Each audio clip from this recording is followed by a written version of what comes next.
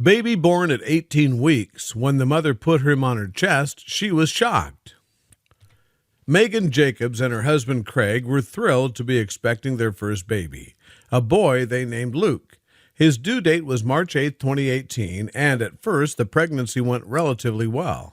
But a major complication was looming, one that would cause an on-call doctor to advise abortion and could cause Luke to be a premature baby. The young couple, however, refused to terminate and did all that they could to save their baby boy. At about 11 weeks, I had some traumatic bleeding, Jacobs told Live Action News. I'd run across the school. I'm a teacher, to get something to a kid before he got on the bus, and I had severe bleeding. I went to the ER. They told us, without doing an ultrasound or anything, that we had had a miscarriage. I called my OB as soon as we left the ER, and she said to come straight to her office. And she met us there, and after explaining to her that I wasn't having any cramps or pain, she said, "Let's do an ultrasound." That's when we saw that the baby was fine. Relieved and elated that their baby's heartbeat was still beating strong, the couple went home and Jacob spent the weekend on bed rest. She returned to the doctor on Monday, where she learned that her cervix was shorter than it had previously been. Another week of bed rest seemed to solve the problem, and all is well. But then, at just 15 weeks, Jacobs felt the pain of repetitive twinges. A trip to the doctor showed that she had dilated 3 centimeters. The doctor advised that she continue with bed rest, but within a few days, doctors found that the pregnancy membranes were new, protruding. A specialist confirmed the news. Jacobs underwent an emergency transvaginal cerclage to stitch up her cervix. The specialist who performed the procedure didn't offer much hope, and the surgery caused severe bleeding. But overall, the surgery seemed to be a success. However, within a day, Jacobs suspected she was leaking amniotic fluid. I went back to the hospital, and my doctors said the membranes were back out. The stitch was closed, but membranes were out, explained Jacobs. I stayed in labor and delivery, and the fluid looked good around the baby. My doctor was out of town, and the on-call OB suggested that we terminate because it was going to happen anyway.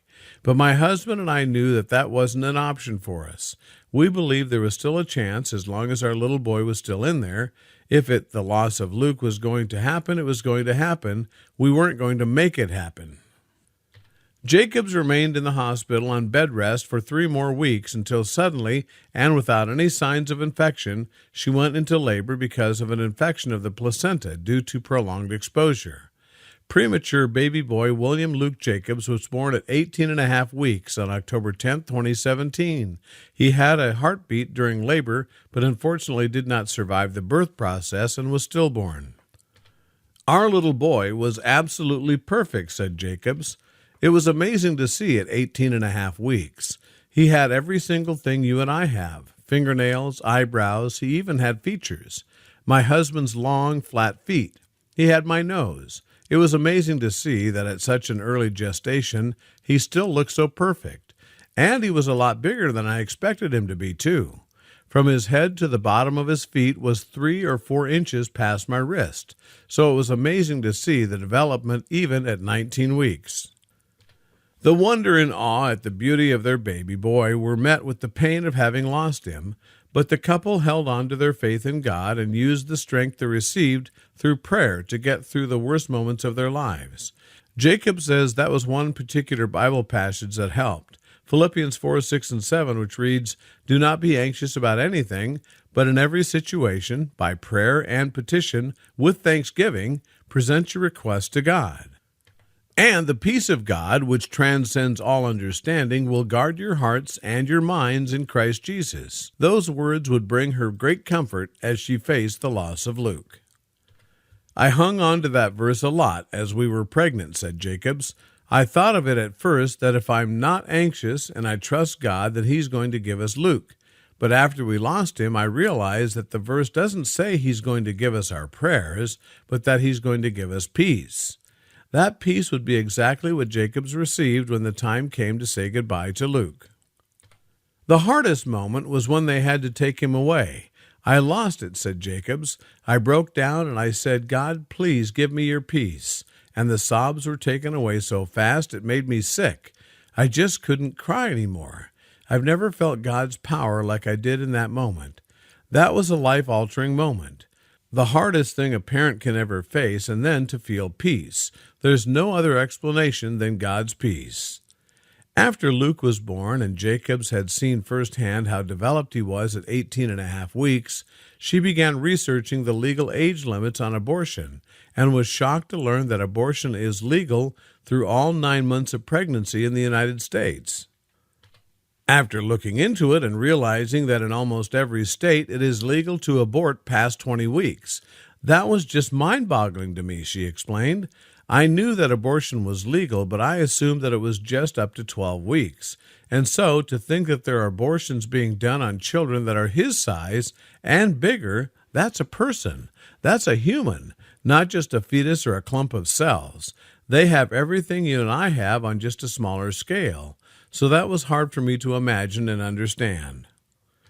At first, Jacobs and her husband weren't going to share images of Luke. They had friends and family who found it too difficult to view pictures of the baby they had lost. But then Jacobs realized she wanted to share Luke's pictures. After all, she was a mother, and what mothers doesn't want to share her baby's pictures? In sharing his picture and his story, we want more than anything to continue his purpose.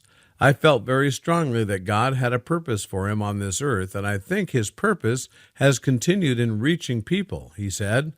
I feel this purpose is for people to see the life that is, even at 19 weeks, and the person that's there. And in sharing his story and our journey, we couldn't have made it. We wouldn't be where we are if we didn't have God's strength to help us through the process. He's carried us through the whole process, and I hope through this we are able to minister to others who deal with this grief. Because there's not a textbook on it, there's no way to know, how do I handle this? How do I deal with it? It's just a process that is different for everybody.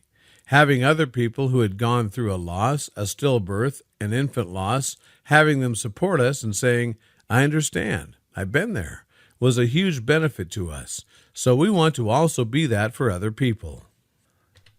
Jacob said her husband has been her rock through the entire experience, but he's also learned that it's okay for him to be emotional as well. They're seeing a grief counselor together in hopes of handling the loss in the healthiest way possible for each of them. Jacobs was diagnosed with an incompetent cervix. A typical protocol is to have a vaginal cerclage placed at about 12 weeks gestation, which is then followed by bed rest. That offers a 75% success rate of making it to 24 weeks. Not wanting to relive what they had already been through, the couple searched for other options, and they found one. Those odds seemed much more helpful, said Jacobs, and it could be done before we were pregnant rather than waiting. It does mean that I have to have a C-section for all pregnancies, but that to me wasn't a huge deal.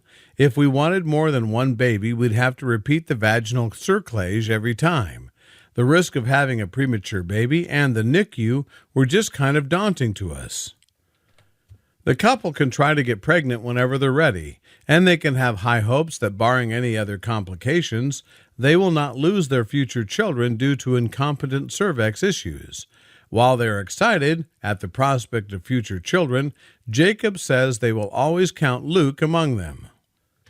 When people ask if we have children, we say our son. We say we have a son. He's not here with us, and when we have future children, we will always include him as part of that, she explained. We just want him to be remembered and his impact to continue and his purpose to further impact other people and bring all glory back to God and his power through this process. This is a heartbreaking moment for the whole family.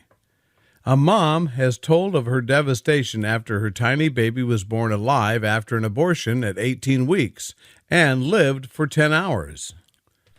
Lauren Dennison, 27, a stay-at-home mom from Blackburn, Lancashire, was pregnant with her fourth child when a test at 15 weeks revealed he had Edwards syndrome. It's a rare but very serious condition, and most babies with Edwards syndrome will die before or shortly after being born or at a young age. Lauren and partner Scott Watson, 35, made the agonizing decision to have a medical abortion after being told he was unlikely to be born alive. She took a tablet and returned to the hospital to be induced at 18 weeks and 4 days, but was astonished when her son Kaio Blue Watson was born breathing and alive. And while the grieving mother said she doesn't want to deter anyone from making the right choice for them, watching her son die for 10 hours was torture. "I'm glad I had that bit of time with him, but it also made the situation much harder," explained Lauren. "They told me that he had typical Edwards syndrome, so would pass away before or just after birth. My boy had a lion's heart. The level of illness can depend on how much of the extra chromosome patients have and how many cells carry the copy, so there is full, mosaic, or partial Edwards syndrome." Lauren said she was told that Kaio Blue had typical Edwards syndrome.